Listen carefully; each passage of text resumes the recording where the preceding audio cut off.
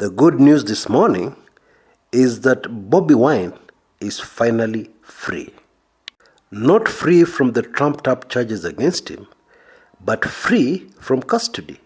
Free from the horrific police cells of the brutal Uganda police and military.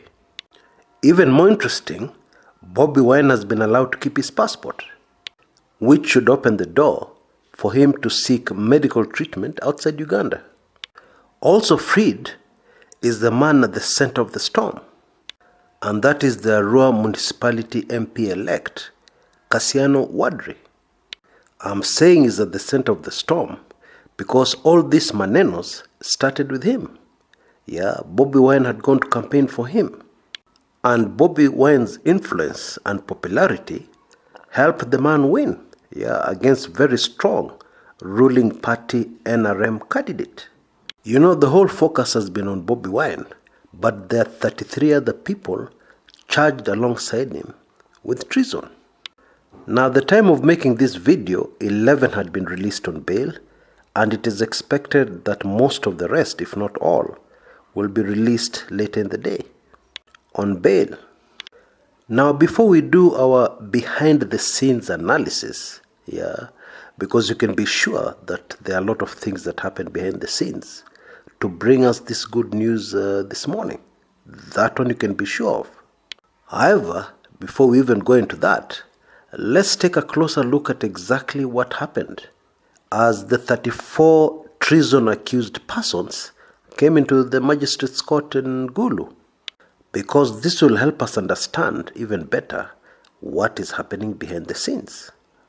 Now, of course, all these 34, including Bobi Wine, were arrested when they were in good health.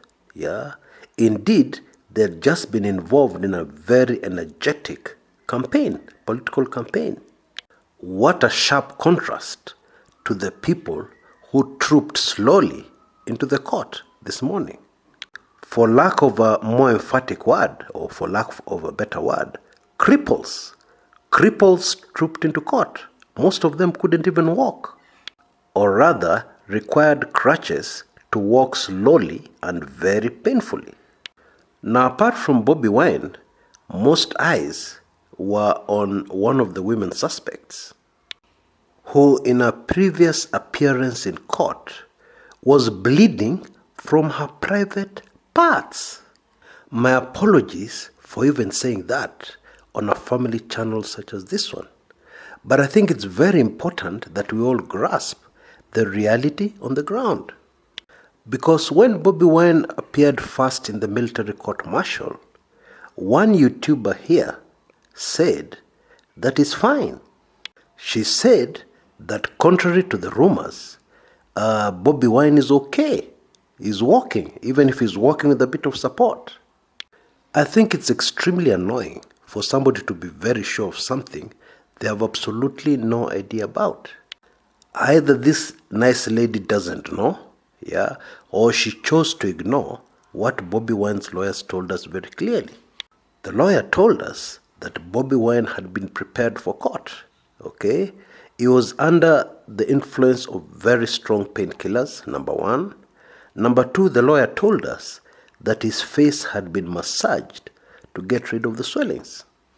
Now, one does not need to be a medical doctor to know that if somebody has been given painkillers and is still in pain, it is serious.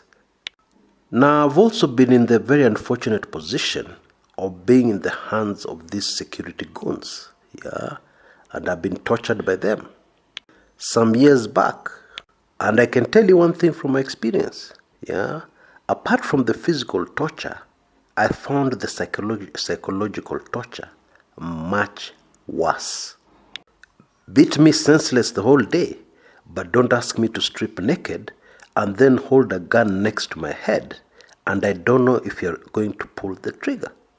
And so, madam, with all due respect, because I know you take in this channel quite regularly, Bobi Wine is not okay. My hope and prayer is that nothing was done to him physically that is irreversible. Let me just leave it at that. Now, of course, the fact that Bobi Wine keeps his passport means that there's a good chance that he'll be able to seek medical attention out of the country, and that is the best news according to me today. Now, all eyes are on Bobi Wine. Yeah, but there are 33 other persons, including this poor woman. And although most of them are not poor people, they're people of means who should be able to afford medical care. My hope and prayer is that they will get all the assistance, medical assistance, and care that they need. That, my friends, is the priority on the table before anything else. Now we know that the entire attention of the world is focused on Uganda. So you can imagine the world seeing these cripples, in quotes, hobbling very painfully into court. What are they thinking? What are they thinking of the statement issued by the President of Uganda, Yoweri Museveni, that anybody who claims that Bobi Wine was tortured, that is fake news? Well, there was nothing fake about the cripples who hobbled into court this morning. Now that brings us to what is happening in the background. One thing must be made clear to all of us. Things are not comfortable for Yoweri Museveni. There is considerable pressure on him. Maybe he doesn't care so much about the pressure locally. However, he has no option but to pay attention to the pressure from outside the country, most notably from the United States. For years now, indeed decades, Museveni has been the blue-eyed boy of Washington. Washington must take responsibility for propping up this draconian, brutal, ruthless dictator. And what must have sent Museveni into a cold sweat is the current very obvious effort of the United States to clean up. You can be very sure that the State Department does not want to be associated with a country that arrests suspects, who are healthy at the time of arrest, but turn up in court as cripples. That leaves Museveni very vulnerable. To make matters worse, as I make this video, Kenyan President Uhuru Muigai Kenyatta is in a meeting with President Donald Trump in the White House. Now, very significant for those who want to understand the politics, Uhuru Kenyatta is only the second African leader for Trump to discuss anything with, or rather, to have a closed-door meeting with. The first was President Buhari of Nigeria. That one didn't go too well, and that's a story for another day. But I can tell you the comment Trump is said to have made in reference to how sickly Buhari was very telling. However, back to our point, the meeting with Uhuru is very significant. Although the discussion is about Kenya, the future of the entire region will have to feature very, very prominently. And in all likelihood, that future does not involve President Yoweri Museveni. And I doubt whether it involves John Pombe Magufuli in Tanzania either. And this should be very obvious, because I don't think Washington is in the mood to prop up any dictators just now. You see, the world has become a village which is too small, way too small, to sweep things under the carpet, and be able to keep things away from the rest of the world.